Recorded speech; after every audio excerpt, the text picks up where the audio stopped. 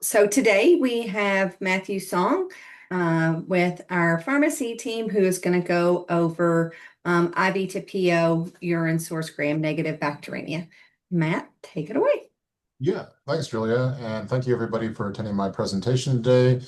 We'll go over some of the new guideline recommendations regarding IV to PO and urine source gram-negative bacteremia, and then hopefully we'll have a better understanding of what we can do in situations like that. Um, that didn't work.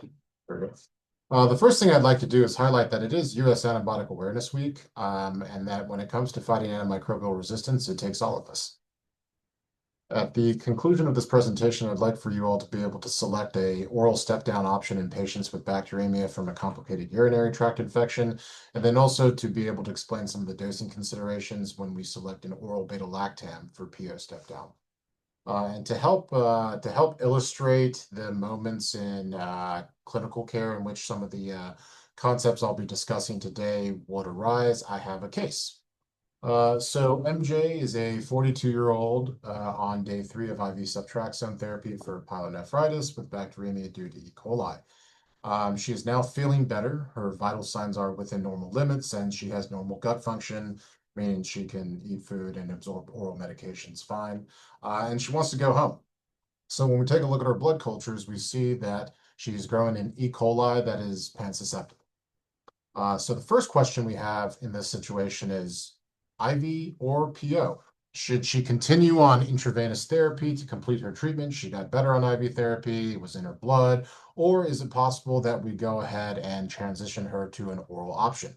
And luckily, hot off the presses, earlier this year, there was a new IDSA guideline published on the management of complicated urinary tract infections. And when it comes to this specific situation, they provide this recommendation. So in patients with complicated urinary tract infection, including acute pyelonephritis, the definition they use here is one with basically extension of the infection beyond just the urinary tract. So really anything that isn't cystitis is now considered complicated UTI. And associated gram-negative bacteremia treated initially with parenteral therapy who are 1, clinically improving, 2, able to take oral medications, and 3, for whom an effective oral option is available, we suggest transitioning to oral antibiotics rather than continuing parenteral and also known as IV therapy for the remaining treatment duration. Great. So we know we can use oral. All right, sweet. Which one? So we got this table that's in the guideline, and this is a pretty big table, a lot of options here. So let's take a look at it. You got amoxiclav up here, then you got a bunch of words that start with C, Ceph this, Ceph that, Cipro, Levo, some other comments, and then Trimsulfa. So, that's a pretty bulky table. There's a lot of options there. Can we narrow this down a little bit more? Let's go back to our culture. So, there is less options here. There seems to be, and they seem to all seemingly work. They're all listed as susceptible. So going back to our culture, let's go ahead and just remove all the IV only options. And what we're left is with the ampicillin, ciprofloxacin, and Trimsulfa. So really when it comes to ampicillin, that really wasn't on our table, but we did see ciprofloxacin, levofloxacin, which are quinolones. They were on our table, as well as trimsulfa, trimethoprim, sulfamethoxazole, Bacterem's the brand name. Those were our options. And so, looks like we have at least 2 options to send this patient home on. The question is of these 2 options, which one should we pick? And luckily, if you have been following KSIC in the 3.5 years we've been operating, we actually previously wrote a clinical pearl about this, picking your poison between 4 quinolones and trimsulfa. And specifically, this pearl was actually on picking one or the other in uncomplicated gram-negative bacteremia, which pretty much encompasses what we're talking about right now. If you want to access the Pearl or look at our various other Pearls and sign up for Pearls, that is a QR code that should bring you to the Pearl page. But taking a look at that Pearl, there was really 3 main categories in which you would compare the 2 options for quinolones and trimsulfa, and those categories are 1 on the adverse events, the C. difficile infection risk, and then also some antimicrobial resistance considerations. So, when you're comparing quinolones and trimsulfa with the quinolones, I would describe it, I would summarize it as basically you have a whole host of not very common yet catastrophic adverse events. And so with quinolones, they have been associated with something like tendinitis, peripheral neuropathy. For me, the scariest one is going to be aortic aneurysms and aortic dissections. Those are something that I would try to avoid at all costs. Whereas on trim-sulfa, you have also pretty severe adverse events that also tend to happen a little bit more frequently. However, there is the benefit that you can monitor for them to a higher degree. Um, and some of those are acute kidney injury, hyperkalemia, hyponatremia. So when it comes to picking it just on adverse events, it really comes down to what as the provider, the clinician determines as is going to be more favorable in terms of a side effect profile for an individual patient. If you have a patient who has a history of tendon rupture, maybe you don't want to give them a quinolone again, or if they have some sort of connective tissue disorder, perhaps you want to avoid that. On the other hand, you have someone who is prone to hyperkalemia, maybe you avoid trim-sulfa. So next up is C. difficile infection risk.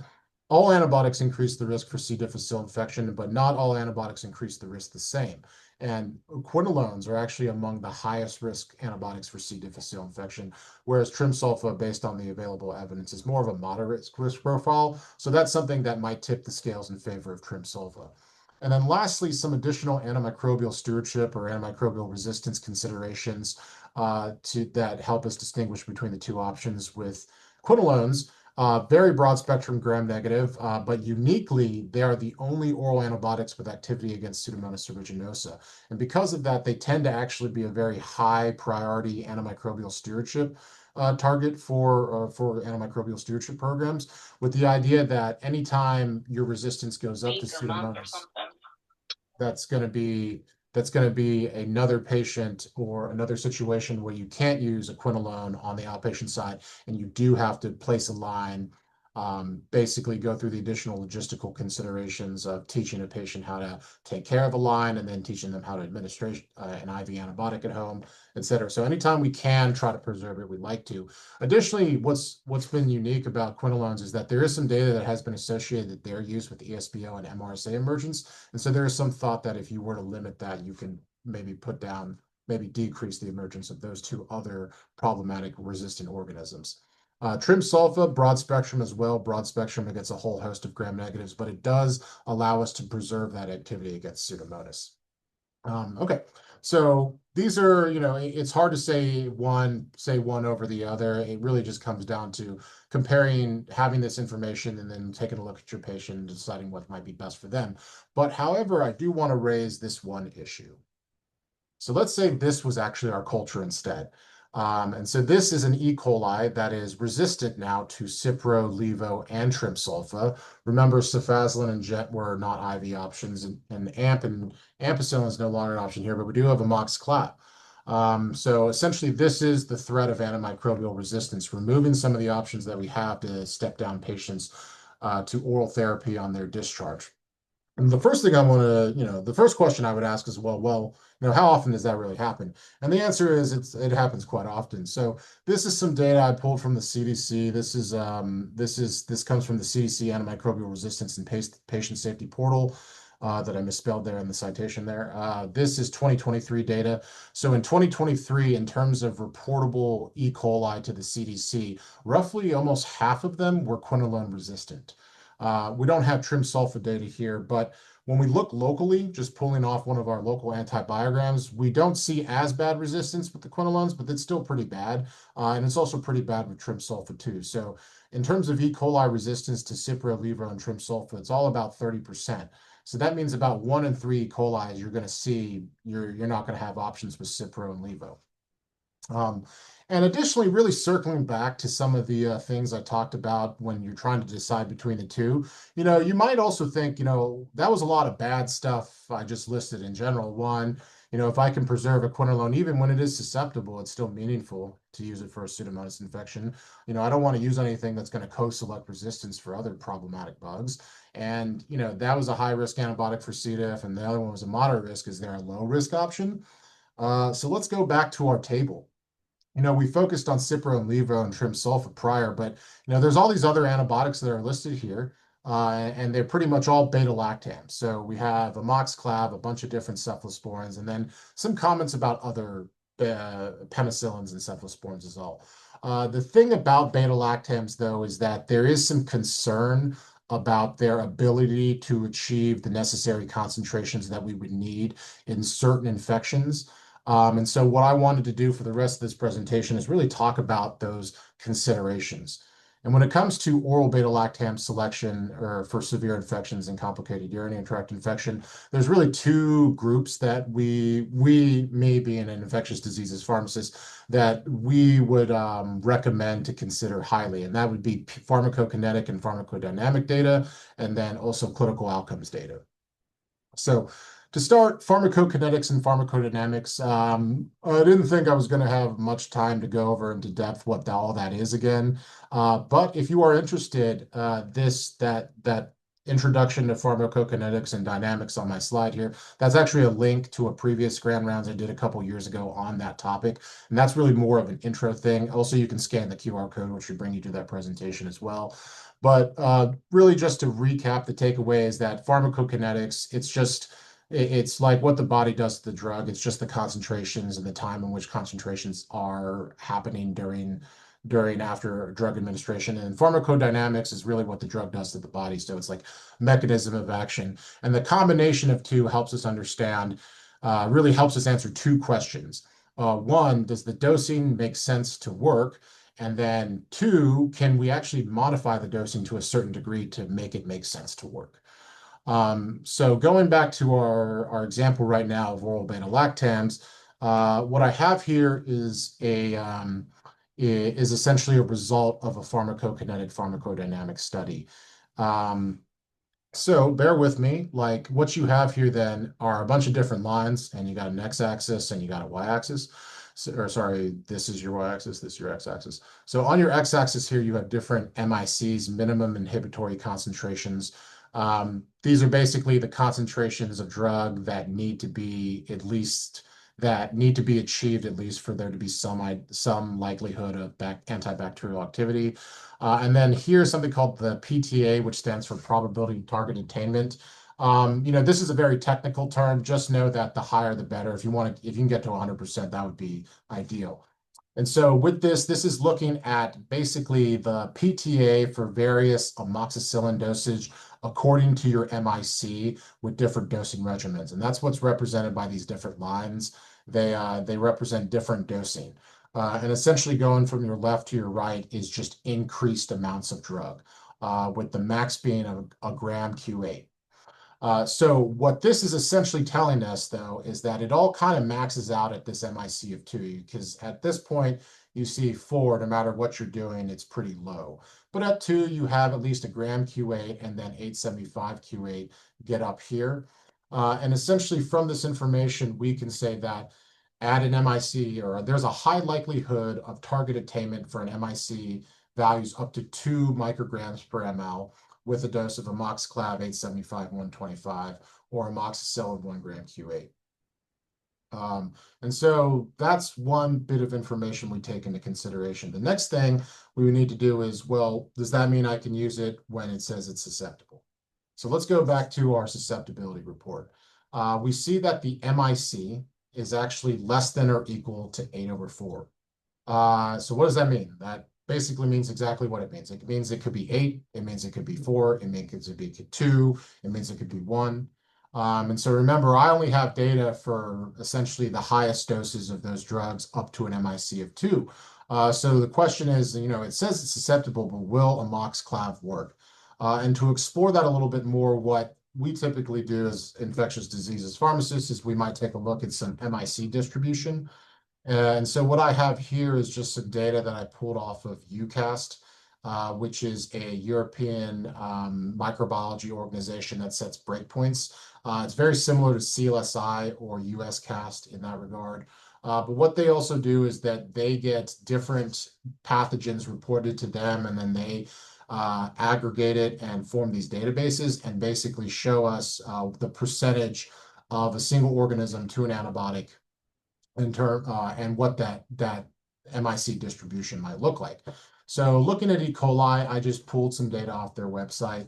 So of here, if you basically add up all these numbers, at least up to 8. So I just put 16 there just to let you know that there is some higher. But up to 8, you get a total of 7,642 isolates. So that means of those 7,642, 1,786 have an MIC of 8, 3316 have an MIC of 4, 2121 of 2, so on and so forth. But when I look specifically at an MIC up to 2, remember what our PK/PD data showed us was that that was 2,540 isolates. So essentially what that means is that when I see a susceptibility report of less than or equal to 8, the percentage of MIC 1 to 2 when the MIC is less than or equal to 8 is about 33%. And 33%, so you can, another way to say that would be that 33% chance that the MIC is favorable when when it appears as less than or equal to 8 micrograms per ml. You might say to yourself, 33% isn't that good, but it could be a lot worse. And to give you an idea of how worse it could be, here's cefuroxime based on similar data from something called USCAST, which is kind of an American equivalent to UCAST. So what they did here, they did the same things. They collected a bunch of different isolates and compared it for cefuroxime. And they also have probability of target attainment data with the dose of cefuroxime being 500 milligrams twice a day. Essentially, what they showed is that using a dose of 500 milligrams twice a day, it's only up to an MIC of 0.5. Would you expect there to be a high likelihood of achieving that optimal PK/PD target? But when you looked at the distribution of E. coli against cefuroxime, virtually all of them fall above that. So essentially, they concluded that it's like incredibly unlikely that you can hit an optimal PK/PD target with cefuroxime. And what they did actually is they removed all breakpoints for E. coli and cefuroxime, basically saying that they did not expect it to have a great efficacy. And so that's one side of it that we think about. That's the PK/PD. So that is micro data, and that is drug concentration data. And that's all ultimately theoretical on what we think might result in a patient. And so really the next thing and probably better thing, arguably better thing to look at would just be, well, what does the patient data actually look like? And to kind of show you what all that is, I have just some information about 3 studies that looked at this before. So this first one these are all observational studies. These are cohort studies. So this first one really looked at oral beta-lactams and fluoroquinolones in urine source Enterobacteriaceae bacteremia. So that includes not only E. coli, but also Proteus, Klebsiella, et cetera. In general, those patients received about 4 to 5 days of IV lead-in therapy and then were de-escalated to an additional 10 days of oral therapy. So a total duration of about 14 days, which is really double what we would recommend now at times. And looking at their primary outcome, they had a composite outcome of 30 days of all-cause mortality and recurrent bacteremia. And when we compared some of the more reliable agents, such as quinolones or trimsulfa, we saw that the outcomes were pretty similar. It was numerically higher in the oral beta-lactam group, but it was not statistically different in terms of these two outcomes here. One pretty big limitation of the study is that it was just 9 different beta-lactams. And when it comes to this, like I just showed you with amoxiclav and cefuroxime, amoxiclav 33% actually is pretty good when you look at that susceptibility profile, whereas with cefuroxime, the PK data was pretty bad. So there is a little bit of a mixing, a heterogeneous mixing, which can affect how we attribute an outcome to which drug. But another more important thing is that even with all the different beta-lactams, most of the doses were not optimized. So remember with the amoxiclav, like it was only with those higher doses. So in this study, a lot of those patients got some lower doses, but they were still able to see clinical success on a rate that was somewhat similar to quinolones and trimsulfa. All right, so taking a look at this next study then, they basically did the same thing. The patients were mostly the same. A key difference is that they were more complicated. These were patients with structural or functional urological abnormalities, but they specifically limited their beta-lactams to the more highly bioavailable. So they didn't have cefuroxime in this group at all. Instead, they was mostly amoxicillin, amoxiclav, and cephalexin, where we would expect to have better The drug itself is more prone to have a greater likelihood for PK/PD optimization. But we saw that they did not do as good. We see that with quinolones, it was 7.3% versus 9.6% trim sulfa versus a much higher 21.5% in 60-day bacteremia or UTI recurrence. That was mostly driven by UTI and not bacteremia, so that is a little bit comforting. But a major limitation of this is that, again, the beta-lactam dosing was not optimized. So here, they did a little bit better. And it was a little bit harder to compare because there are more sick patients in this, but they limited to some of the more desirable beta-lactams, but they still didn't optimize the dosing. And so that brings me to this last retrospective study. They basically did the same comparison again, quinolones and trim sulfa versus oral beta-lactams. They did something different. They did a propensity match scoring, which can be helpful in observational studies in trying to at least temper down some of the selection bias that can occur in observational studies. They also looked at gram-negative bacteremia. Most of the time it was E. coli here, and about half the time it was urine source. Duration of therapy was roughly the same. Their primary outcome was 90-day recurrent bacteremia or readmission or mortality. And then they still saw a little bit of a benefit with the quinolones and trim sulfa, but it closed the gap a little bit. And that may or may not be due to either the lack of structural or functional groups, but they also had a greater proportion of patients that were dose optimized. And they actually did further subgroup analysis. And when they only looked at people who were discharged on beta-lactams that were dose optimized, there actually was no longer a benefit seen with the quinolone and trim sulfa. So that really kind of reinforces the idea that maybe some oral beta-lactams are options, but we do need to ensure that that dose is the optimal dose. To kind of summarize the different studies I just presented there, basically the available data would say that there's an increased risk for recurrent bacteremia or UTI with beta-lactam versus quinolones and trim sulfa. However, that data is limited because beta-lactam dosing is almost always not optimized. And additionally, the issues I raised with the susceptibility testing and not knowing, and while one organism might be susceptible. However, it still might have an MIC above what we can achieve in terms of dosing optimization. None of that really was addressed. We can only assume that they just allowed people with susceptible organisms to be treated. Other limitations I want to highlight is that, one, this was all observational data only.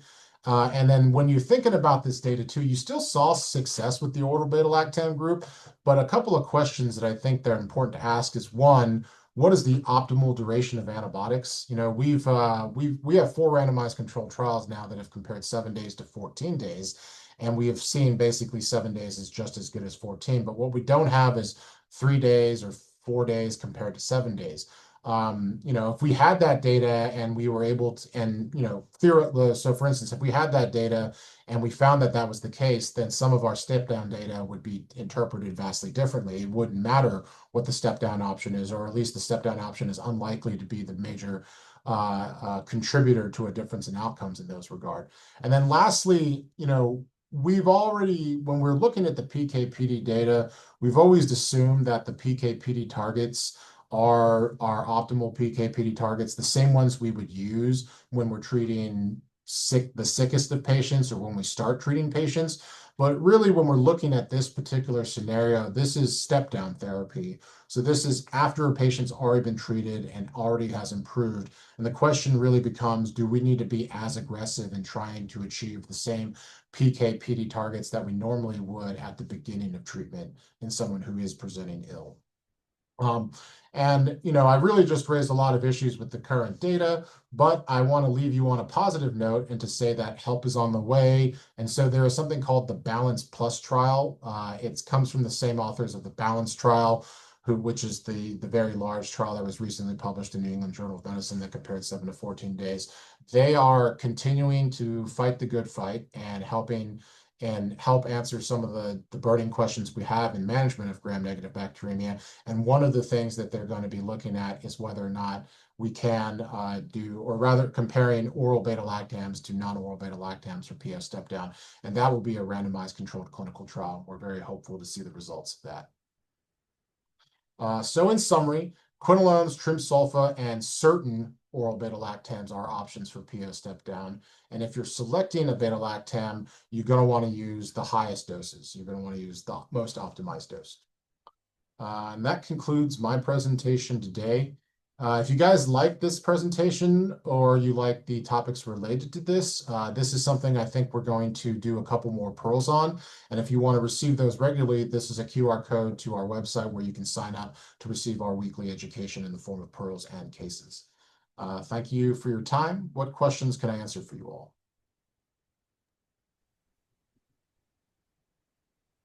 Any questions for Matt?